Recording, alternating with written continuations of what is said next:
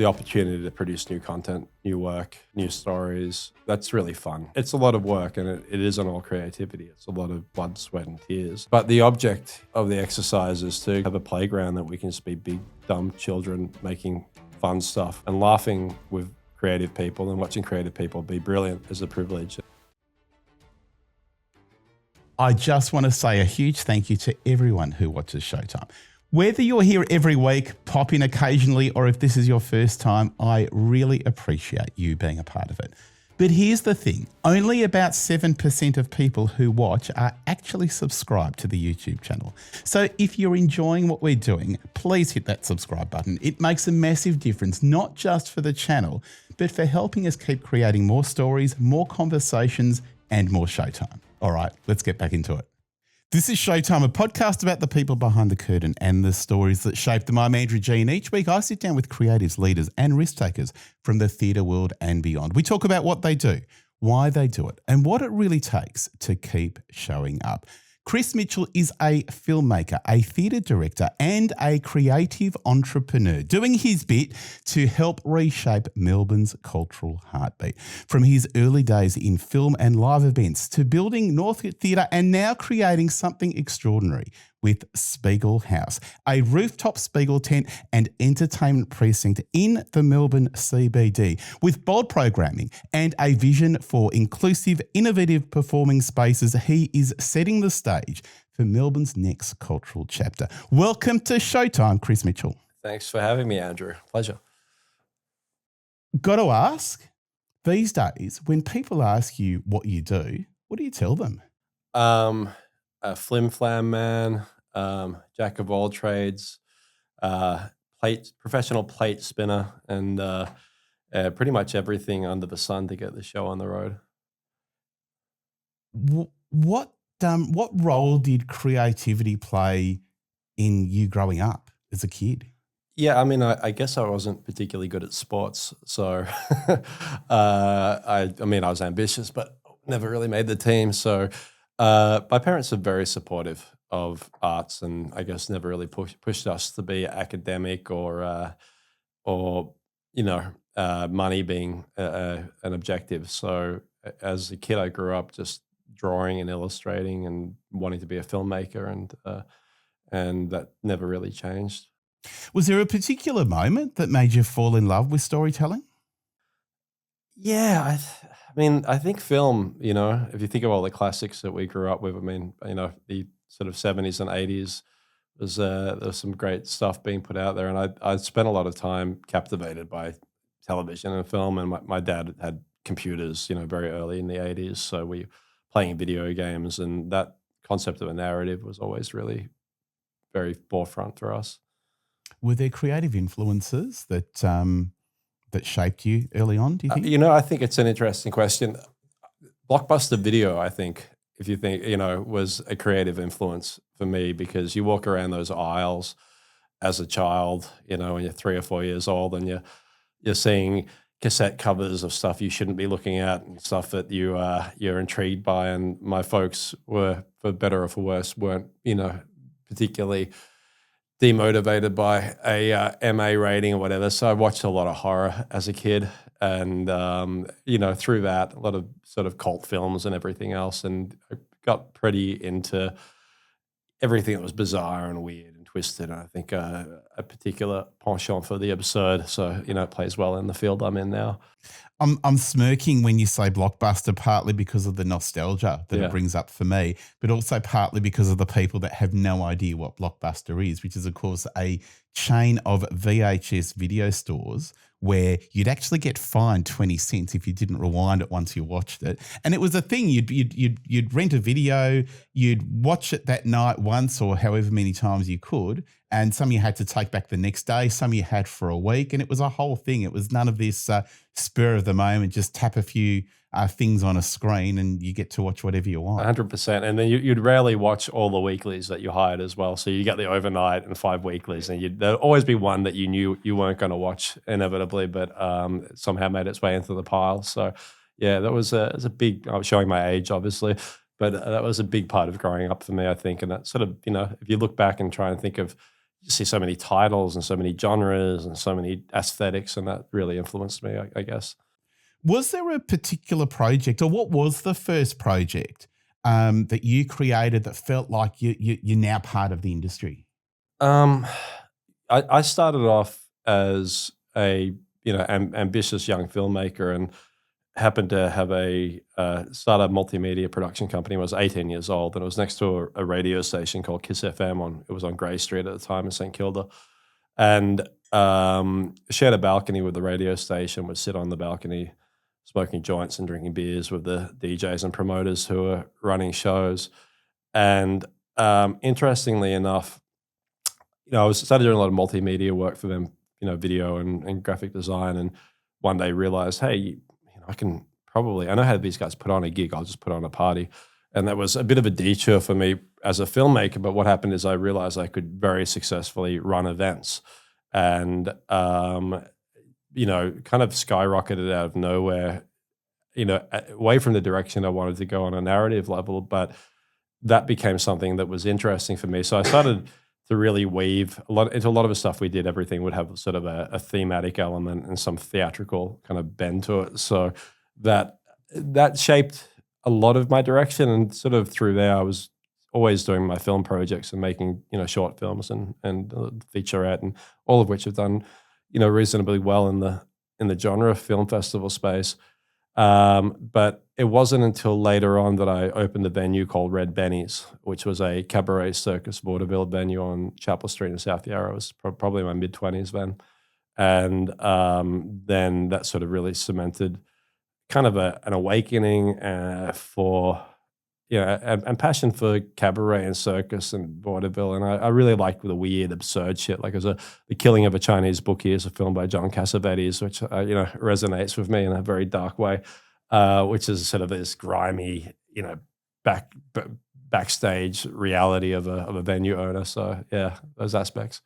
And running a cabaret and burlesque venue, what lessons did that teach you? When to say no to the next shot of tequila, how not to get your business partner in a headlock in a green room full of burlesque performers. A lot of OH&S stuff. Look, it taught me a lot about the history of, those performance styles and how to navigate and produce wacky stuff on a budget, I suppose. Yeah. And what of those lessons do you still rely on today? No more strangleholds. No more tequila shots. More tequila shots. Fewer tequila shots. Or better quality tequila, I think, is the answer. Yeah. Look, a lot. I kind of, after we sold that business, I sort of started to focus more on my filmmaking. Got involved in larger scale productions, music festivals, and concert venues, and that kind of thing. There's something about live performance that you can't achieve with film, which kind of really struck me. And a few years ago, I was asked to come on board as a director and producer for a musical that some friends of mine had written, and I did a little showing at the Jazz Lab, which was formerly Bennett's Lane, then moved to Brunswick. And I saw these guys put on this show, and it was just ramshackle, zero budget production, and they're amazing musicians. A guy called Mark Lucchesi, who's in a band called Vaudeville Smash, and a good friend of his, Jayan Nandagopan, who's a really great musician, and his wife Sarah Nandagopan, who's an accomplished musical theatre accompanist from New York, and they've all got amazing histories. And they'd written a show called The Marvelous Elephant Man, the musical, and being a David Lynch fan and whatnot, I walked in not expecting, not knowing what to expect, and it's completely different than the true story. But what I witnessed in that room that night was people like laughing and crying to these amazing ballads and very, very risque humor, I would say, and it was captivating, because you see people having an emotional reaction live, and I was kind of hooked from there. And I think a lot of the Red Benny stuff influenced me wanting to take that project on. Chris, how do you know when an idea is worth pursuing? I think it's like when a love interest is worth pursuing. I always say if it's the first thing on your mind in the morning and last thing on your mind at night, and you can't quite shake it. So that's probably it, and that they're not all going to translate commercially or with accolades, but it's when you're hooked on something, when you fall in love with something, you don't really have a choice but to pursue it, sadly. Why do you think live performance still matters in this digital world that we live in today? I think it matters more than ever now if you think about what's happening with the advent of AI, how that's shaping film and TV and content, how it's shaping music and personalities and characters and everything like that. So I think it's critical because at least for our generation, I can't speak to some kid who's born now who spends their life glued to an iPad and probably has a more intimate relationship with ChatGPT than their own parents. But for our generation, at least, we have a relationship with watching people do shit on stage, and there's an intimacy and a real reality which we are losing more and more, and it's not going to change, sadly. So I think that there's probably going to be, I hope there's going to be a bit of a renaissance for people to really appreciate live performances, the same way that we could jack a whole bunch of Olympians on steroids. Someone wants to watch that, be amazing. I think someone should make an Olympics which is purely steroid based, but you want to see how far the human sort of the human body and mind can be pushed, and that's what a great performance enables, and that's why we have art, so you can relate to something, and there's nothing more relatable than in the flesh. You touched on AI and sort of this whole new world that generations younger than us, it's native to them. They were born with this stuff. What does creativity mean to you? Creativity could be anything. In building a venue, we've got to find creative solutions on how we're going to put a staircase here to get people from A to B safely, or how you include lighting for the experience. If you're finding creative solutions in everything you do that might not be directly artistically based, but it's I think that's a reason that, for me anyway, the opportunity to create is what the human experience is. You want to be able to materialize something and see a vision come to life. So creativity is essential. Without creativity, I wouldn't want to be alive. I don't think you have, imagination is creativity. So, yeah. So Spiegel Haus, what sparked the idea? Back to Marvelous Elephant Man, the musical. We did a 3-city run with that show, and it won the overall Critics Circle Award at Adelaide Fringe. It was the first time the show had been properly mounted, and went on to do Melbourne Comedy Fest and Sydney Fringe Festival, and it did extraordinarily well. It was divisive, I think. The humor is, I guess, going back to the roots of 80s blockbuster. I'm a big fan of classics that probably wouldn't be made again today for a number of censorious reasons. But there's a tone to our play, which is to a musical, which is I think one reviewer likened it to the Book of Mormon meets Beauty and the Beast. It's it's got very much a Gen X edge to it, and it sold extraordinarily well nationally. And we needed another theatre to remount it, to take it to the next level. And we were just struggling to find somewhere with around the 400 or 500 seat mark in Melbourne as our hometown where we wanted to remount it, that we could get for an extended period of time. Those spaces don't really exist. Everything's sort of 800 plus in the city, and then you got the smaller rooms, which are other community theatres where you get shorter leases. So the logical thing to do was to build a venue to put on our show. I love that was the logical conclusion. Yeah, right. It's in my head it was logical. I don't know. I think most people would call it fucking crazy, but so we had run in a Spiegel tent in 2 of the 3 cities that we'd been producing the event. So it was kind of like, a Spiegel tent's the right fit. It's sort of this Victorian era setting, and we found a Spiegel tent. We found a a location right in the heart of the city that could fit the Spiegel tent with 6 centimeters on either side between the walls. So kind of felt like it was meant to be. Uh, and then we realized very quickly that in order to justify a Spiegel tent being in there commercially, we probably had to do a much longer run. So in order to then accommodate those people, we had to expand to a rooftop and put stairs on the rooftop. So we thought, well, we've got a rooftop, we may as well put another circus tent on the rooftop.